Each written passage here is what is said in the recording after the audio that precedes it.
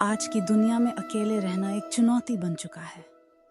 लोग भीड़ में जीते हैं, सोशल मीडिया पर जुड़े रहते हैं, लेकिन अंदर से अकेलेपन से डरते हैं। पर क्या आपने कभी सोचा है कि अकेलापन कमजोरी नहीं, बल्कि एक शक्ति है? अगर इंसान अकेले रहना सीख जाए तो वह खुद को समझ सकता है, खुद से जुड़ सकता है और अपनी असली शक्ति पहचान सकता है। अकेलापन और अकेले रहना, फर्क समझो। अकेलापन और अकेले रहना ये दो अलग बातें हैं। अकेलापन तब महसूस होता है जब आपके पास कोई होता नहीं और आपको उसकी कमी खलती है।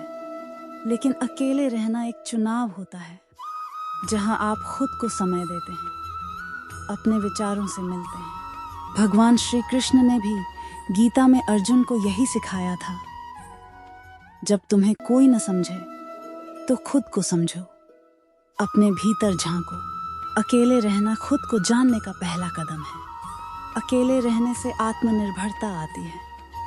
जब आप अकेले रहते हैं तो हर काम खुद करना सीखते हैं। कोई मदद नहीं होती, कोई सलाह नहीं देता। तब आपके भीतर का मार्गदर्शक जागता है। आप फैसले लेना सीखते हैं, गलतियों से सीखते हैं और मजबूत बनते हैं। जैसे एक वृक्ष तूफान में अकेला खड़ा रहता है, वैसे ही इंसान भी अकेले में अपनी जड़ें गहराई तक फैला सकता है। अकेलापन आत्मचिंतन का अवसर है। आज की भाग दौड़ भरी जिंदगी में लोग खुद को खो चुके हैं, लेकिन जब आप कुछ समय अकेले बिताते हैं तो आप अपने मन की बात सुन सकते हैं। आप सोच सकते हैं, मैं क्या चाहता हूँ, मैं कौन हूँ, मेरी ताकत क्या है, मेरी कमजोरियाँ क्या हैं। महात्मा बुद्ध ने ज्ञान अकेले जंगलों में ध्यान करके पाया। अकेलापन एक तप है जो आत्मज्ञान की ओर ले जाता है। जब दुनिया आपको छोड़ दे तब मुस्कुराना सीखो।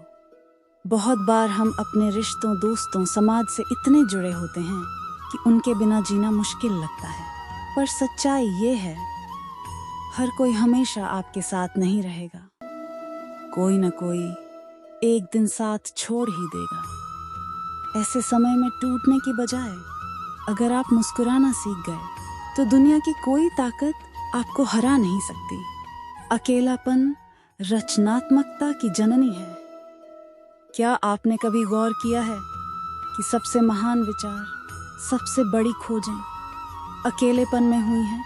न्यूटन ने गुरुत्वाकर्षण की खोज अकेले में की थी। रविंद्रनाथ ठाकुर ने गीतांजलि अकेले बैठकर लिखी थी। जब आप अकेले होते हैं तब आप अपनी कल्पनाओं को उड़ान देते हैं, कुछ नया सोचते हैं, कुछ अद्भुत करते हैं। खुद से दोस्ती करो। अकेले रहना तब तक मुश्किल लगता है जब तक हम खुद से प्यार नहीं करते। जिस दिन आप खुद के सबसे अच्छे दोस्त बन गए, उस दिन कोई और आपको अकेलापन महसूस नहीं करवा सकता। सुबह उठकर खुद को आईने में देखकर मुस्कुराना क्यों, खुद से बातें करना, खुद को समझना, यह सब आत्म प्रेम की शुरुआत है। अकेले रहकर रिश्तों को समझो। जब आप थोड़ी दूरी बनाते हैं तभी आप यह समझ सकते हैं कि कौन आपका सच्चा है और कौन सिर्फ अपने मतलब के लिए था। अकेलापन एक आईना है जो आपको असली चेहरों की पहचान कराता है। श्री कृष्ण ने भी कहा है, जब संसार तुम्हें त्यागे तब जानो कि ईश्वर तुम्हारे साथ है। अकेलेपन में अनुशासन और दिनचर्या बनाओ। अकेले रहने का मतलब यह नहीं कि आप लापरवाह हो जाएं। अकेले रहकर आपको खुद पर नियंत्रण रखना और अनुशासन में रहना आना चाहिए। सुबह उठना, योग करना, किताबें पढ़ना, कुछ नया सीखना, यह सब अकेले में किया जा सकता है। यह दिनचर्या आपको निखारेगी और आपको अपने लक्ष्य के करीब ले जाएगी। अकेलापन आपको मजबूत बनाता है, कड़वा नहीं। कई बार लोग अकेले रहकर कड़वे, उदास और नकारात्मक हो जाते हैं, पर यह रास्ता गलत है। अकेलापन आपको मजबूत बनाता है अगर आप इसे सकारात्मक नजरिए से देखें। हर बार जब कोई साथ छोड़ जाए तो उसे अपनी मजबूती की एक नई सीढ़ी बनाओ। अकेलापन एक वरदान है, शाप नहीं। इस संसार में हर महान आत्मा ने अकेलापन जिया है। राम को वनवास मिला, कृष्ण अकेले महाभारत लड़े सुबह, बुद्ध अकेले ज्ञान की तलाश में निकले। अकेले रहना एक तपस्या है जो आपको साधारण से असाधारण बना सकती है। अकेले रहना सीखना कोई कमजोरी नहीं, बल्कि एक महान कला है। यह आपको आत्मनिर्भर बनाता है, सोचने की शक्ति देता है, खुद से जुड़ने का अवसर देता है।